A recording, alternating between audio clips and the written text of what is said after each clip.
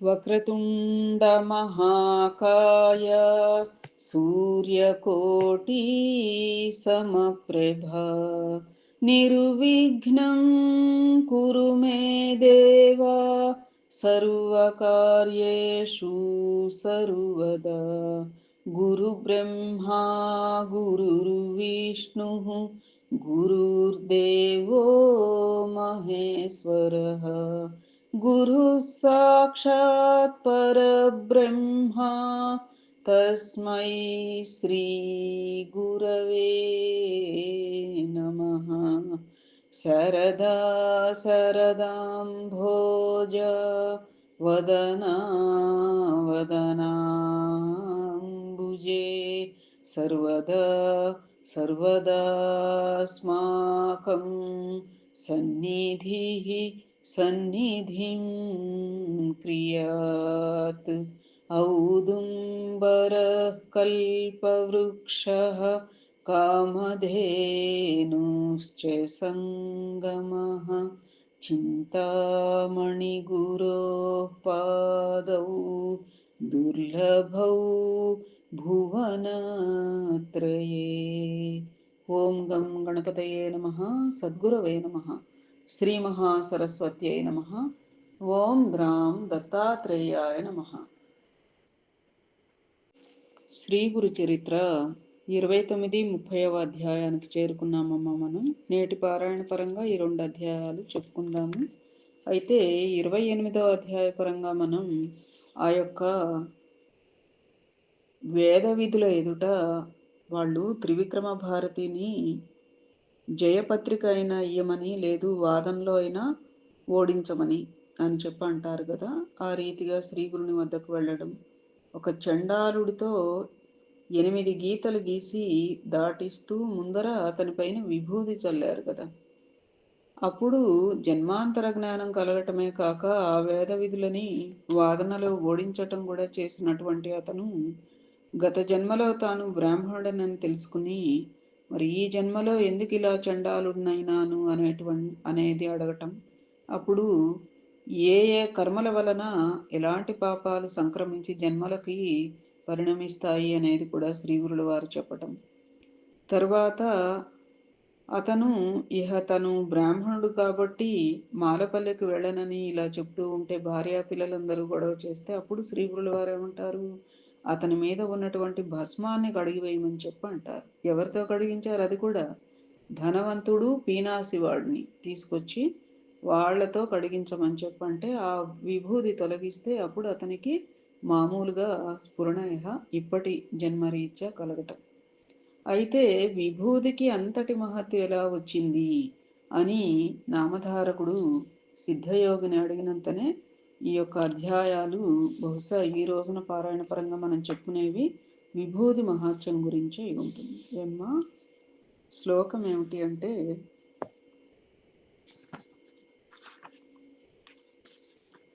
రక్షసే వామదేవేన భస్మమాహాత్మ్యముద్గతిం ఉక్తాం త్రివిక్రమాయాః శ్రీదత్తః శరణం మమ. శ్రీ గణేశాయ నమః. శ్రీ సరస్వత్యై నమః. శ్రీ గురుభ్యో నమః.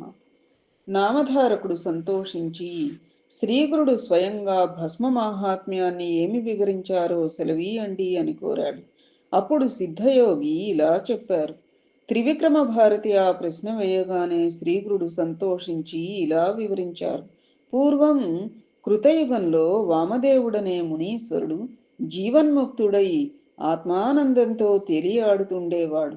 ఆ ముని జడలు నారబట్టలు ధరించి ఒంటి నిండా విభూది పూసుకుని అక్కడక్కడా సంచరించి చివరకు నిర్మానుష్యముగా ఉన్న క్రౌంచారణ్యంలో నివసించసాగాడు. ఆ అడవిలో ఒక బ్రహ్మరాక్షసుడు కనిపించిన ప్రాణినల్లా చంపి తింటూ ఉండేవాడు. వాడు ఈ మునిని చూచి ఆయనను మృంగదలిచి ఆయన మీదకొచ్చాడు. ఆ ముని నిర్లిప్తుడుగా చూస్తుండిపోయారు. అతను చంపడానికై ఆయనను త్రాకగానే ఆయన శరీరం మీది భస్మం అతనికి అంటుకున్నది. వెంటనే ఆ రాక్షసునికి పూర్వజన్మ స్మృతి కలిగింది. ఈ ప్రపంచంలో ఏదైనా లభిస్తుందేమో గాని సత్పురుషుల దర్శనం లభించడం ఎంతో కష్టం. అన్ని ఘోర పాపాలు చేసిన ఆ రాక్షసునికి కూడా ఆ ముని యొక్క స్పర్శ తగలగానే అతని హృదయం శాంతించి విశేషమైన జ్ఞానం ఉదయించింది. అతడు ఆ ముని శ్రేష్ఠుని పాదాలపై పడి, గురుత్తమ, నీవు సాక్షాత్తు భగవంతుడవు. మీ కటాక్షం వలన నా పాపాలన్నీ తొలగిపోయాయి, నా పాపపు తలంపులన్నీ ఆగిపోయాయి, నన్ను రక్షించు అని వేడుకున్నాడు. అప్పుడు వామదేవ మహర్షి, నీవెవడవు, ఈ అడవిలో ఎందుకున్నావు అని అడిగారు. ఆ రాక్షసుడు నమస్కరించి ఇలా చెప్పసాగాడు. స్వామి, మీ దయ వలన నాకు పూర్వజన్మలన్నీ గుర్తొచ్చాయి. నాకు 25 జన్మల క్రితం ఉత్తమమైన జన్మ లభించింది. అప్పుడు నేను దుర్జయుడు అని పేరు గల యవనరాజును. అప్పుడు ఎన్నో పాపాలు చేసి ప్రజలకు ఎన్నో బాధలు కలిగించాను. మదోన్మత్తుడనై పరస్త్రీలనెందరినో చేజిక్కించుకుని మరెందరినో బలాత్కారం చేశాను. సాయిరాం. తర్వాత వారి ముఖమైనా చూసేవాడిని కాను, వారి గతేహి పట్టించుకునేవాడిని కాను. ఒకప్పుడు వాళ్ళందరూ కలిసి నాకు శాపం ఇచ్చారు. అయినా నేను లెక్క చేయక తప్ప త్రాగి ఇంకెందరినో భ్రష్టుల్ని చేశాను. చివరకు నాకు క్షయరోగం వచ్చింది. అప్పుడు నన్ను శత్రురాజులు జయించి నా రాజ్యం ఆక్రమించుకున్నారు. అప్పుడు నేను ఎన్నో కష్టాలు పడి చివరకు చచ్చిపోయాను. తరువాత 10,000 సంవత్సరాలు నరకంలో ఘోరమైన బాధలను అనుభవించి 100 సంవత్సరాలు పిశాచమై సంచరించాను. తరువాత జన్మలో పులిగా జన్మించాను.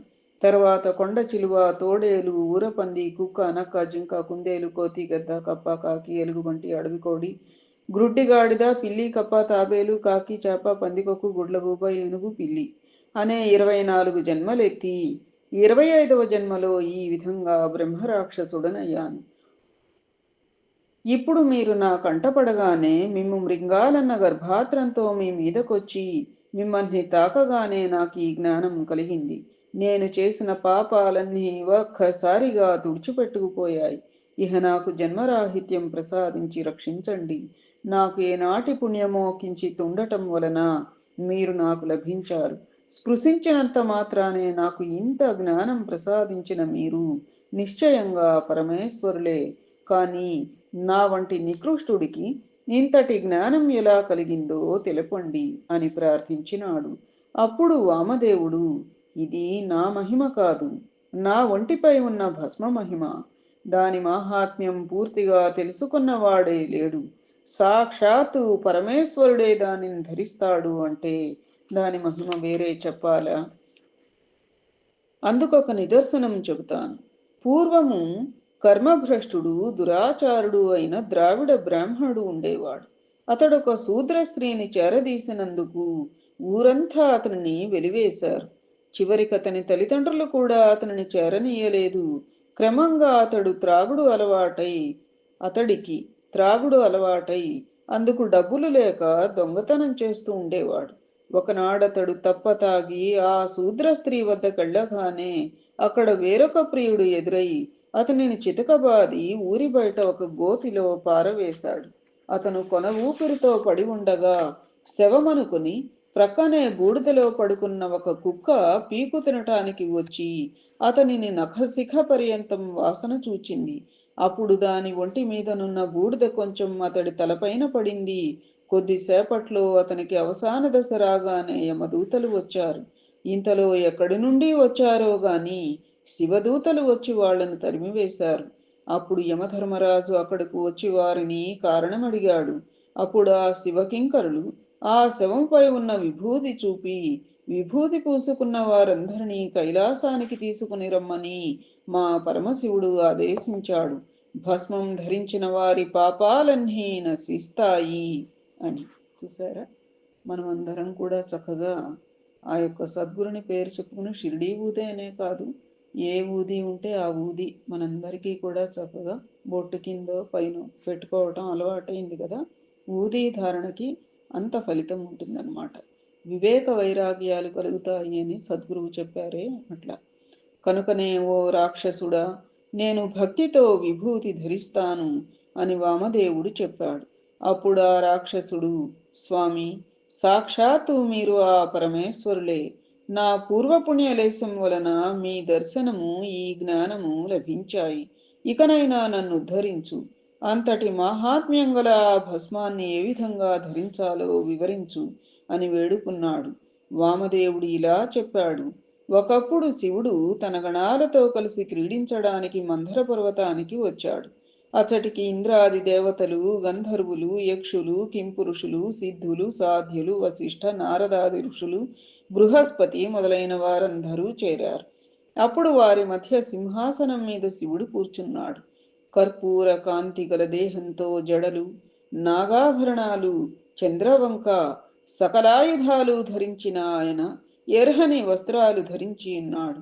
అప్పుడు ఆ సభలో సనత్కుమారుడు లేచి నమస్కరించి, స్వామి, లోకుల పాపాలు తొలగించి వారికి సులభంగా ముక్తినీయగల ఉపాయమేదైనా చెప్పవలసింది అని ప్రార్థించినాడు. అప్పుడు ఆ పరమశివుడు ఇలా బోధించాడు. సులభంగా 4 పురుషార్థాలను ప్రసాదించగలది భస్మంతో త్రిపుండ్రాలు ధరించడం. భస్మం కోసమని సంకల్పించి గోమయం సేకరించి దానితో హోమం చేయాలి. అలా చేయగా వచ్చిన భస్మాన్ని సద్యోజాతం అనే మంత్రంతో చేతిలోనికి తీసుకొని అగ్నిరీత్య అనే మంత్రంతో అభిమంత్రించి మానసోక్త అనే మంత్రం చదువుతూ దానిని బొటన వ్రేలితో నలిపి త్రయంబకం అని చెబుతూ శిరస్సును ధరించాలి. తరువాత త్రయాయుషం జమదగ్నే అనే మంత్రాలతో త్రిపుండ్రాలు ధరించాలి. ఆ మూడింటిలో ఏ రేఖ కూడా కనుబొమ్మల కొనలు దాటకూడదు. ఆ రేఖలలో మొదటిది, చివరిది, మధ్యమ, అనామిక అనే వేళ్లతో అద్దుకున్నాక అప్పుడు బొటన వ్రేలితో కుడివైపు నుండి ఎడమ ప్రక్కకు మధ్య రేఖ దిద్దుకోవాలి. వీటిలో మొదటి రేఖకు అకారం వర్ణం, గార్హపత్యాగ్ని భూతత్వం, రజోగుణం, ఋగ్వేదం, క్రియాశక్తి, ప్రాతఃసదనం, బ్రహ్మదేవత. రెండవ రేఖకు ఉకారం వర్ణం, దక్షిణాగ్ని ఆకాశతత్వం, యజుర్వేదం, మాధ్యందిన సవనములకు సంకేతం, ఇచ్ఛాశక్తి, విష్ణుదేవతకు చిహ్నం. మూడవ రేఖకు మకారం, ఆహవనీయాగ్ని, సత్వగుణం, జ్ఞానశక్తి, తృతీయ సవనం, శివునికి సంకేతం. ఇలా భావించి త్రిపుండ్రం ధరించాలి. ఈ రీతిన భస్మం ధరించిన ముముక్షువులకు ముక్తి లభిస్తుంది. మిగిలిన వారికి వారు కోరిన పురుషార్థాలు లభిస్తాయి. కనుక 4 ఆశ్రమాలకు చెందిన వారు భస్మం ధరించాలి. దాని వలన పాపాలు నశించి పుణ్యం చేకూరుతుంది. ఈ విధానం తెలియకపోయినా సంపూర్ణమైన విశ్వాసంతో భస్మం ధరించినా చాలు, పాపాలన్నీ నశిస్తాయి. భూమిపై ఉన్న తీర్థాలన్నిటిలో స్నానం చేసినంతటి పుణ్యం, మంత్రాలన్నీ అనుష్ఠానం చేసిన ఫలితం లభించడమే గాక ఇతరులకు కూడా ఉత్తమ గతి లభిస్తుంది. వ్యాధి భయం తొలగి దీర్ఘాయువు, ఐశ్వర్యం, జ్ఞానం లభిస్తాయి అని శివుడు చెప్పాడు. కనుక ఓ రాక్షసుడా, ఈ భస్మం వల్లనే నీకిట్టి జ్ఞానం కలిగింది అని చెప్పి కొంచెం భస్మం మంత్రించి వామదేవ మహర్షి ఆ రాక్షసుడికి ప్రసాదించాడు. దానిని ధరించి ఆ రాక్షసుడు ముక్తుడై మహర్షికి ప్రదక్షిణం నమస్కారం చేసి స్వర్గానికి వెళ్ళిపోయాడు. వామదేవుడు త్రిమూర్తి అవతారం. జీవుల నిర్ధరించడానికి మానవాకృతిలో భూమిపై సంచరిస్తూ ఉంటాడు. ఈ భస్మ మహిమ గురించి సౌనకాది ఋషులకు సూత మహాముని కూడా చెప్పారు. శ్రీగురుడు వివరించి చెప్పిన భస్మ మహిమ గురించి విని త్రివిక్రమ భారతి ఆయనకు నమస్కరించి తన ఆశ్రమానికి వెళ్ళిపోయారు. శ్రీదత్తాయ నమః. శ్రీ శ్రీపాద శ్రీవల్లభాయ నమః. శ్రీ నృసింహ సరస్వత్యై నమః. 29వ అధ్యాయం సంపూర్ణం. తదుపరి 30వ అధ్యాయ ప్రారంభం.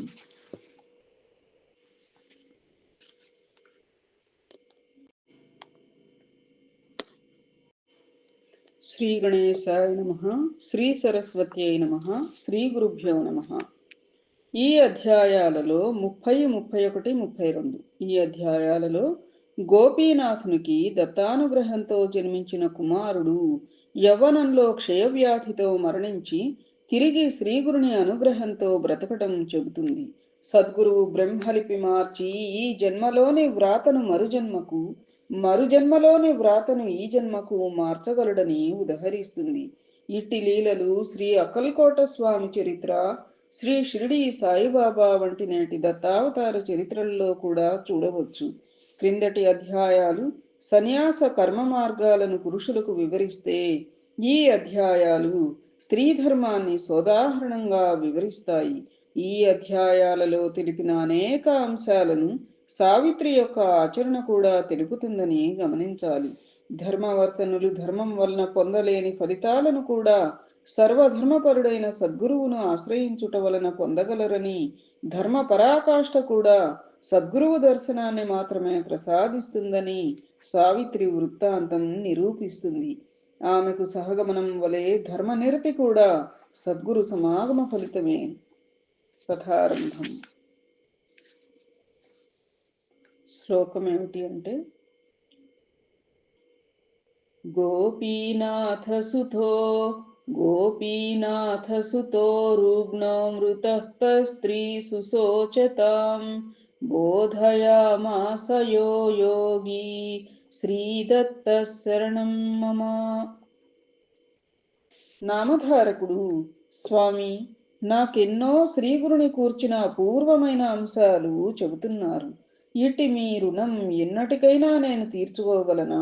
అటు తరువాత ఏమి జరిగిందో సెలవీయండి అని ప్రార్థించినాడు. అంతట సిద్ధమునీంద్రుడు ఇలా చెప్పసాగారు. నామధారక, శ్రీగురు లీలలన్నీ చెప్పడం ఎవరితరము కాదు. నాకు చేతనైనంత వరకు చెబుతాను, వినుము. శ్రీగురుడు చూడడానికి మానవుని వలె కనిపిస్తున్నప్పటికీ ఆయన మహిమను బట్టి త్రిమూర్తి అవతారమన్న కీర్తి నలు దిక్కులా వ్యాపించింది. భక్తులు ఎంతో దూర ప్రాంతాల నుండి వచ్చి వారి అనుగ్రహం వలన కోరినవన్నీ పొందుతున్నారు. దరిద్రులు ధనాన్ని, సంతానము లేని వారు సంతానము, రోగులు ఆరోగ్యం పొందుతున్నారు. అలాంటి వారిలో ఒకడి వృత్తాంతం చెబుతాను, వినుము. మాహురపురంలో గోడేనాథుడు ఉరఫ్ గోపీనాథుడు అను సద్బ్రాహ్మణుడు ఉండేవాడు. అతనికెందరో పిల్లలు పుట్టి చనిపోయినారు. ఆ దుఃఖం భరించలేక ఆ దంపతులు శ్రీ దత్తాత్రేయ స్వామిని నిష్ఠగా పూజించారు. ఆ స్వామి అనుగ్రహం వలన కొంతకాలానికి వారికి ఒక చక్కని మగబిడ్డ కలిగాడు. అతనికి దత్తాత్రేయుడు అని పేరు పెట్టుకున్నారు. అల్లారు ముద్దుగా పెరిగిన ఆ పిల్లవానికి 5వ ఏటనే ఉపనయనం చేశారు. 12వ సంవత్సరంలో రూపవతి, సుగుణాల రాశి అయిన సావిత్రి ఉరఫ్ సుందరి అనే కన్యతో వివాహం చేశారు. ఆ దంపతులు సుగుణాలలోనూ సౌందర్యంలోనూ సమానులై రతీమన్మధుల వలె సుఖిస్తూ ధర్మతత్పరులై పరస్పర ప్రేమానురాగాలతో ఉత్తమ గృహస్థ జీవితాన్ని గడుపుతుండేవారు. ఇలా ఉండగా విధివశాత్తు దత్తునికి 16వ సంవత్సరంలోనే తీవ్రంగా జబ్బు చేసి ఎన్ని చికిత్సలు చేయించినా తగ్గలేదు.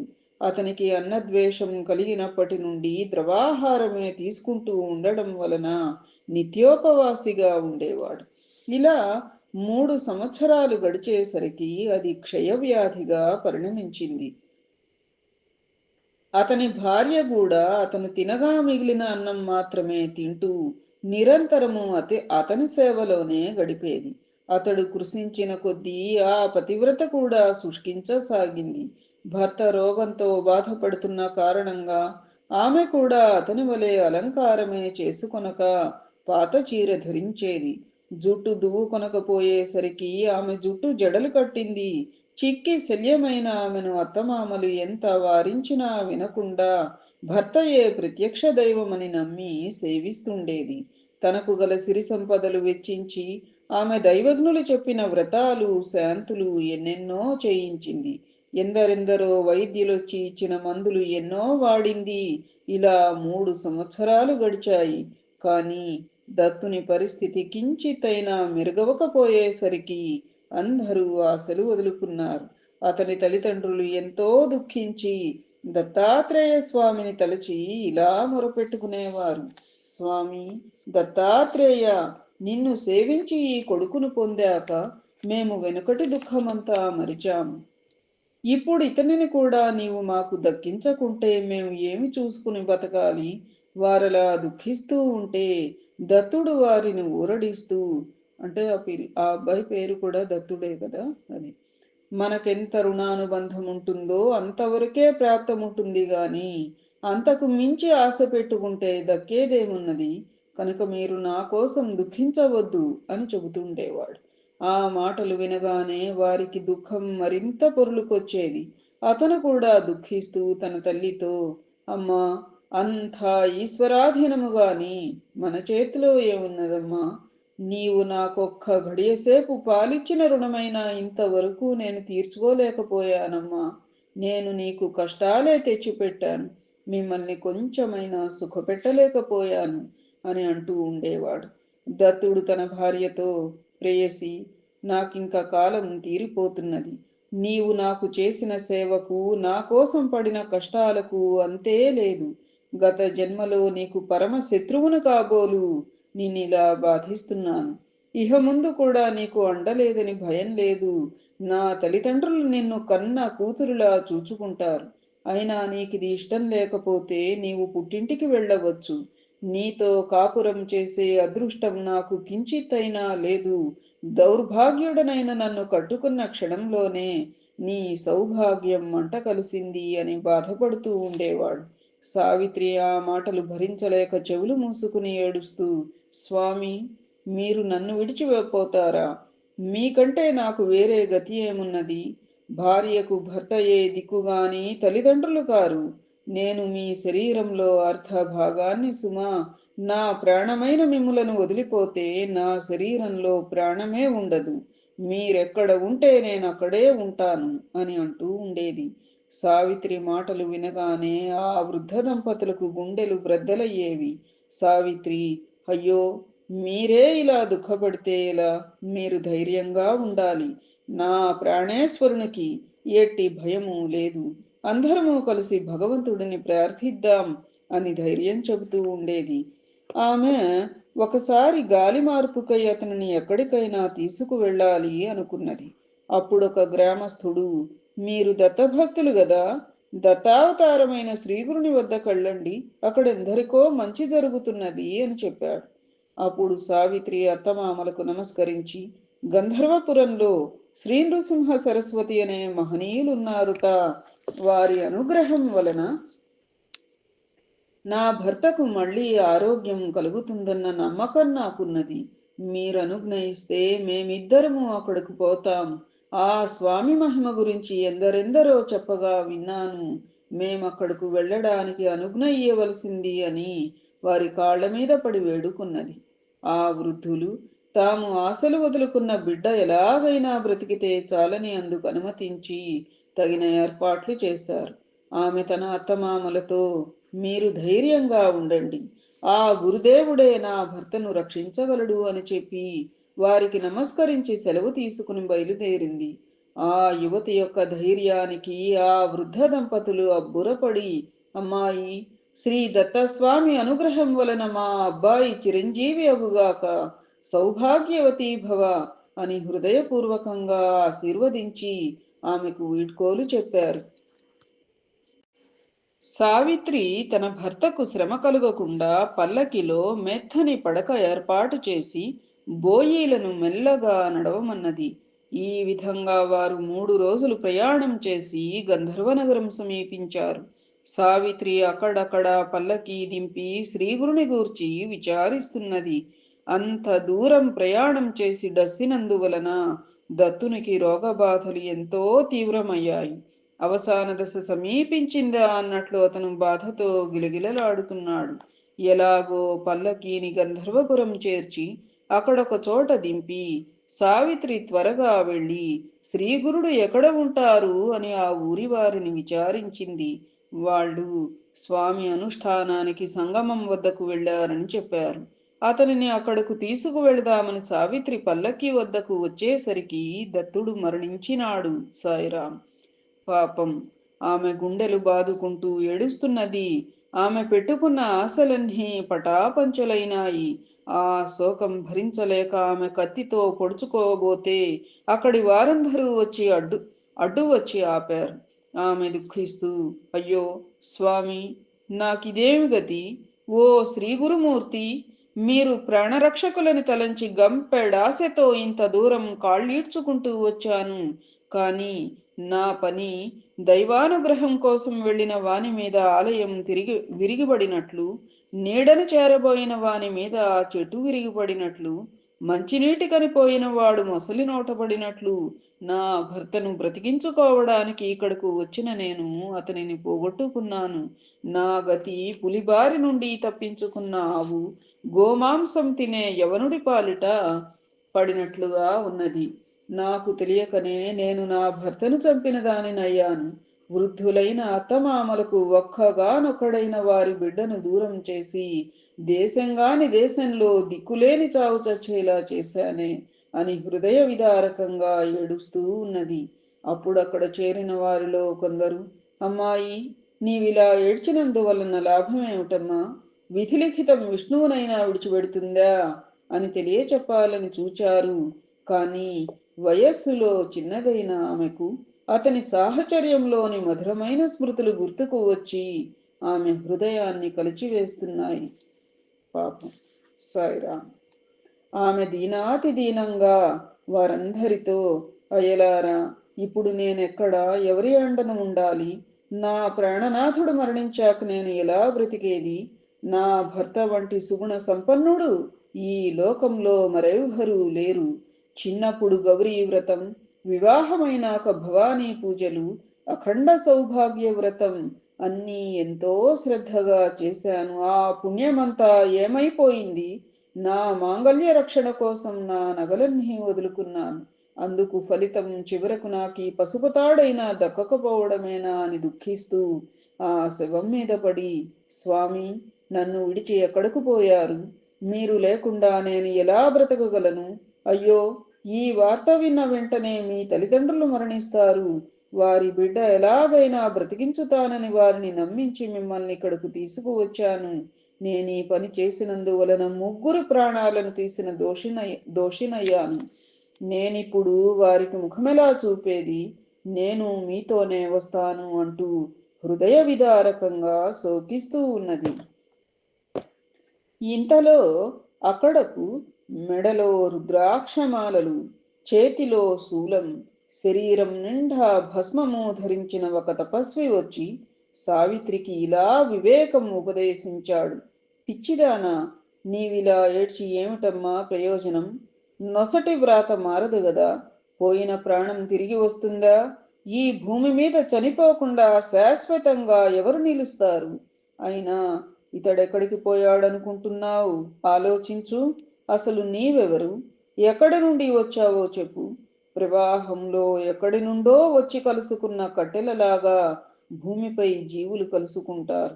కొద్ది సమయం కాగానే అలానే విడిపోతారు.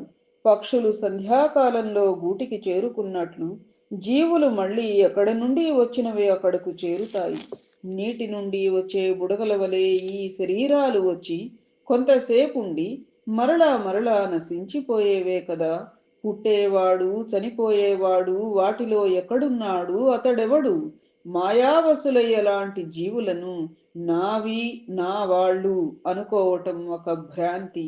ఇతని తత్వం ఆలోచించకుండా ఈ శరీరమే నీ భర్త అని అనుకుంటున్నావు. జీవుడు కర్మ వలన శరీరం ధరిస్తాడు. కర్మ త్రిగుణాల వలన ఏర్పడిన శరీరం సుఖదుఖాలు కలిగిస్తుంది. గుణాలన్నవి మాయ వలన ఉన్నట్లు కనిపిస్తాయే గాని నిజానికి లేనే లేవు. త్రిగుణాత్మకమైనది మాయే గాని ఆత్మ కాదు. పుట్టుక, చావు మొదలైన వికారాలే లేని ఆత్మకు త్రిగుణాలతో ఎట్టి సంబంధము లేదు. ఆ జీవుడు అవిద్య వలన కర్మబంధంలో చిక్కి ఈ సంసారంలో బడి ఈదులాడుతున్నంత వరకే సుఖదుఖాలు అనుభవిస్తాడు. మృత్యు అంటావా? సుదీర్ఘమైన ఆయువు గల దేవతలు కూడా కల్పాంతంలో నశించవలసిందే అమ్మా. ఇహ మానవుడి సంగతి చెప్పాలా? కాలం వలన పుట్టి దానికి అధీనమై ఉన్న ఈ శరీరం స్థిరంగా ఉండడం ఎలా సాధ్యం? ఇలా కాలము, కర్మ మరియు త్రిగుణాలకు లోబడి ఉన్న ఈ భౌతికమైన శరీరం పుట్టినందుకు సంతోషం గాని మరణించినందుకు దుఃఖం గాని పొందదగినది ఏమీ లేదు.